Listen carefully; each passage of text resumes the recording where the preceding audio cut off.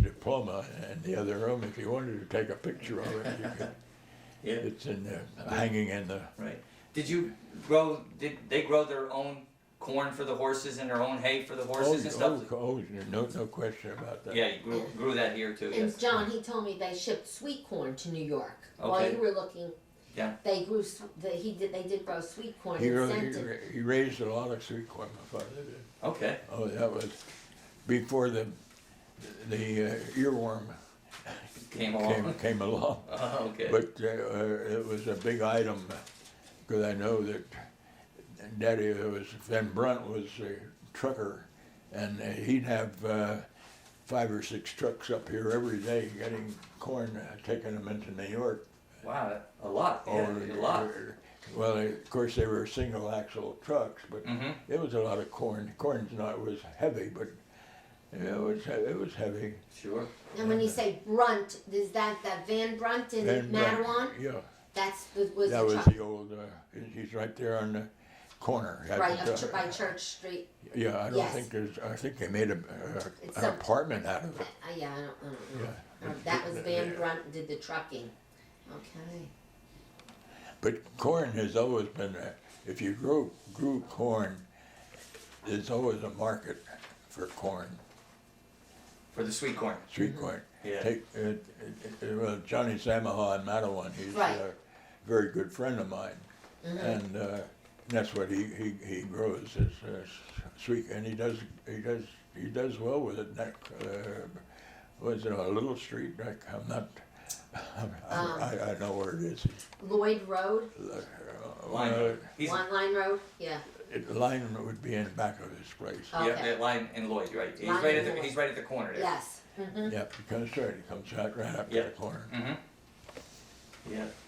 But yes, sweet corn. Yes, he still does well with sweet corn. He grows quite a bit there also. Yeah. Did you ever do any retail sales of apples? Any retail? No retail. Always a wholesale. Although as when I was very young, well, I had to be 17 because I had this truck that it was an old Dodge car, and I did some work on it and made a little truck out of it, and I had customers in Perth Amboy, New Brunswick, that would buy apples from me, Oh. and I would deliver them for my father. And many times I would recall I would get up 5 or 6 o'clock in the morning and take a load into New Brunswick and deliver them. And I think the firm name was in New Brunswick was Davidson, and they had a store in Perth Amboy, and they were good friends of my uncles in Perth Amboy, and but they bought many apples because we had to raise a lot of Stayman wine sap at that time, which was a good apple, good eating apple, good cooking apple. You raised Staymans up Yeah, there? yeah, still do. Yes, yes. Yeah, Still popular. Yeah, still a good winter apple, good keeper. Oh, Yeah, they good are. keeper in stores, Yeah, and good cooking. still popular, and people know it by name. Yep. We have a receipt in the museum from the apple growers here, a delivery into Perth Amboy. And that was from your apple growers, New Jersey apple growers, your company here, delivering to Perth Amboy. Well, they had a market in Perth Amboy. Yes, the farmer's market, And right? I used to. I didn't go there personally, but there was a fellow, Mike Morosco. I don't know whether you knew Mike. Oh, I've heard of the name Morosco, Ellen Morosco. He lived in that little house that eventually Mike sold it. Mostly about 10 acres that he sold them. Sold to me that there was were apples. Oh, In fact, I have a motion picture of them. oh, you do? Oh yes, and it was in that orchard. And it starts out with Sandy Dixon. He had the caterpillar, you know, the caterpillar sold to you. Yes, yeah. And Sandy was disking in that orchard. It's quite a movie. I mean, it takes them into the packing house. Oh, and you have that movie? Pardon me? You have that movie? Oh yes. Oh, And it's going to be. I'm not loaning it out. no, I don't blame you. Yeah, but I have good pictures of that packing house. It's they're hanging on the wall up Yeah, there. Cheryl has lots too. Yeah, she has lots of nice ones. She was showing me on her iPad there. She has lots of pictures. Cheryl Oh. has there that she put on there. Oh, good. Yes, yeah, yeah. Thank you very much for your time there. I appreciate it. I like putting everything together, the pieces here, and every time we've talked many times through the years. That's right. And the stories, by the time I tell them again, they're secondhand. So I just wanted to get some of the facts and the stories from you directly, and I appreciate that. Nice. Is that a picture of the water tower? No, this is a picture of Oh, you that's and my wife. Rebecca. And that's myself and Rebecca. You were a very handsome man. Not Oh, that you thank aren't you. now, but. But thank you. Now that was I remember when that picture was made. It was 1942. Oh my And goodness. it was made in Grenada, Mississippi. Oh. And we had already started dating. Mm-hmm. I mentioned to you when Yes. when we did start to date. It was a little rough start at first. In a sense, he kicked me out of the kitchen, Yeah, the hospital kitchen. yeah, yes. He told us that. That was some story. Yes, that's wonderful. You have great stories. Wonderful. And you know what? That makes it a part of this history that we want to keep and preserve. As John continues to farm, we want to preserve what your thoughts are and what your memories are, because we can't replace them.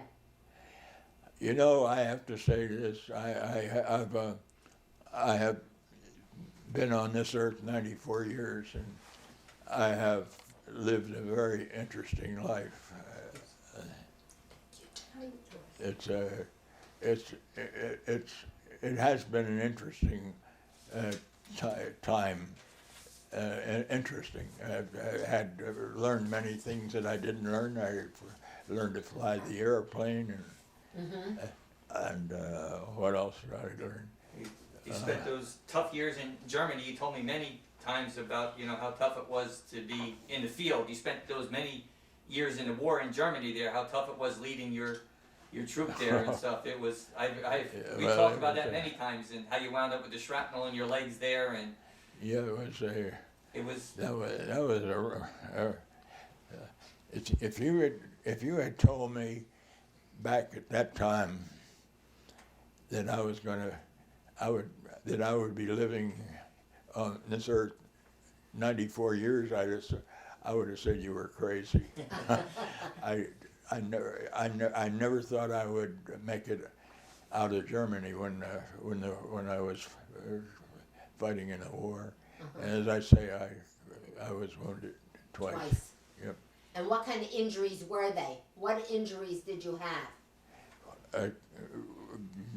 Your leg, your head? Shrapnel, both. I think I have a picture of my discharge there somewhere, right there. Yeah. Yeah. That pretty much describes. You can, I bet. Yeah, I can see that maybe. Yeah. That's my Army discharge. Mm-hmm. So what year was that, John? Wounds received in action in Normandy, July 28, 1944.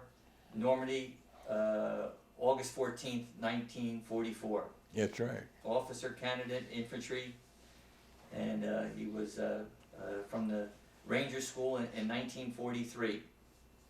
And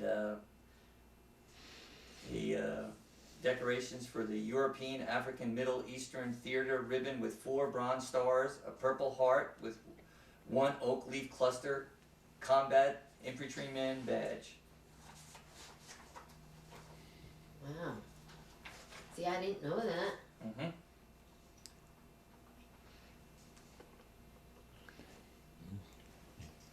Yes. So you've been through a lot. Well, as I say, it's been an interesting life. It has, and I was going to pass that around. Yes. Yes. Thank you, John. Mhm. Thank you. Yeah. And But not too many people have seen my discharge, but I have sent copies to all of my kids, to Louis and all of them, and it's sort of a history of my tour of service in the Army. right.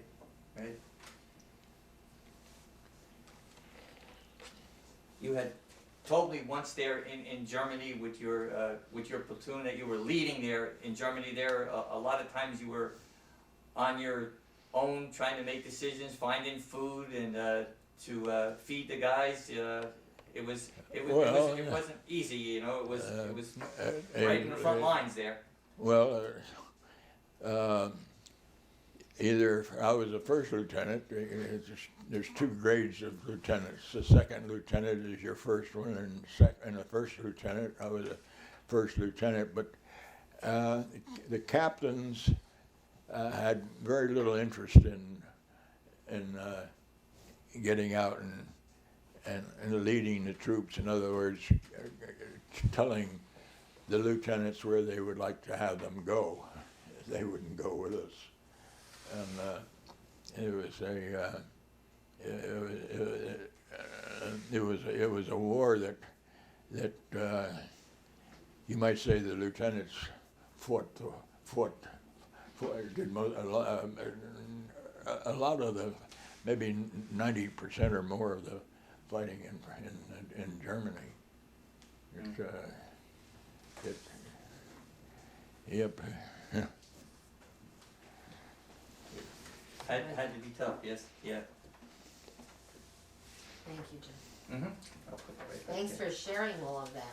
Thank you. The board was in Jamesburg, Okay. and I was my father had, unknown to me, had got me 4, I think as they called it 4F. Oh, yes, so that you couldn't go to the service, I right? didn't go to service, but I went anyway. I went to the board and I told them that I'm willing to go. Oh yeah, and so they accepted it.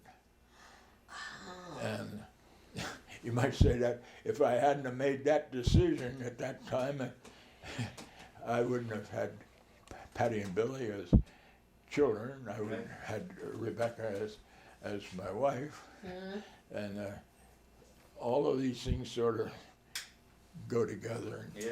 Yes. It's my destiny, you might Right, call it is your destiny or your fate that it happened. Yeah, if I hadn't have that done way. it, I would never have met him. Right. Now, do you have grandchildren? You have grandchildren? Grandchildren. Yes, Billy I has do. children. Yes. Billy has children. Billy has 2 children. Yes. Come to think about it, yeah. I thought he did. I can remember being John at your house and Billy being there with his children. Yes, A they little came. blonde-haired girl. Yeah, I think they're out of college Did now you already. undertake? Oh yes. Yes, I think Billy's kids are done with college because I took you one time to the airport. You were going to the graduation. Well, I went. My mother was Ed's cousin, Okay. and they came down from Jersey City, Uh-huh. and Ed introduced my mother and my grandmother, and of course, my grandmother was his aunt. Okay. Well, anyway, that was So that's how your that's parents- how things got started. Okay. So it's always interesting to, how did somebody meet somebody, you know? Yes, it is. Yes, And how did you meet your wife then? she was, I met her, she was an Army nurse. Oh, she was. And I met her the very first day that she was in the Army. And a friend of mine Murray Levinson, they had a store similar to the store that Wallace's had in Keyport. They had a similar store in Asbury Park. Well, Murray and I were both in the same OCS together, and anyway, he broke his arm, and he was in the hospital, and it was Rebecca's first day in the Army service. Oh, in the service, right. Yeah, very first day, and though it was an interesting meeting. I was there on a Sunday, and I had borrowed Murray's, or Murray had loaned me his car to use while he was in the hospital, and I went on a Sunday. Well, the officers' mess closed at 9 o'clock on a Sunday, and I said to Murray, I said, you know, I've got to get out of here, and I said, the mess is closed at 9 o'clock. Oh, Murray says, don't worry about that. He says, we have a very complete kitchen here on the ward. Every hospital ward had a kitchen room where they'd have maybe 30 or 40 soldiers in there and in the hospital. Mm-hmm. And well, Murray said, don't bother going over to he said, we have a kitchen here that's got lots of food. Rebecca was her first day, and I was frying bacon and eggs and things like that. Uh-huh. And she came in and she asked me right away if I was a member of the hospital staff. And I said, oh no, I said, I'm in the infantry regiment over here. And well, she said, you're gonna have to leave. And well, anyway, I did leave, and well, she went back to her office. Every ward had an office, and Murray asked me what happened. I said, oh, she kicked me out of the kitchen. He said, you know what? He says, you go back and finish your cooking, make your egg, finish your eggs. I know you had bacon going in there, and she's going to be buried in her work. A new girl like that, even though she's a nurse, she has to get used to the patients that are in there, and she's in charge. Well, anyway, so I was cooking. Well, anyway, she made me get out, but then the next thing I did, after I finished, I went back and finished cooking, and I cleaned up. I mean, I really did, and boy, that made a point. That's important. It sure is, sir. Yes. Yes, Mr. Cottrell. And then I said, well, you know what? I said, now we had a sort of an awkward start. I said, but there's a very nice restaurant about 3 miles from the Army post. How about we go out and have dinner? You know, there were 50 nurses in that ward, in that hospital, 52 really, and there were about 25 WACs that were members of that were the only women on the post. Mm-hmm. So, and there were 60,000 troops. And where is this located at? In Grenada, Mississippi. Oh, okay.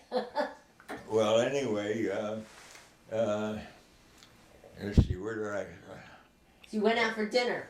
Oh yeah, we went out for dinner. Well, anyway, she went she didn't know me all very well, and she asked if I could make arrangements for a date for her friend, because she and her friend came to Mississippi together. They went to the same nursing the school in Gadsden, Alabama.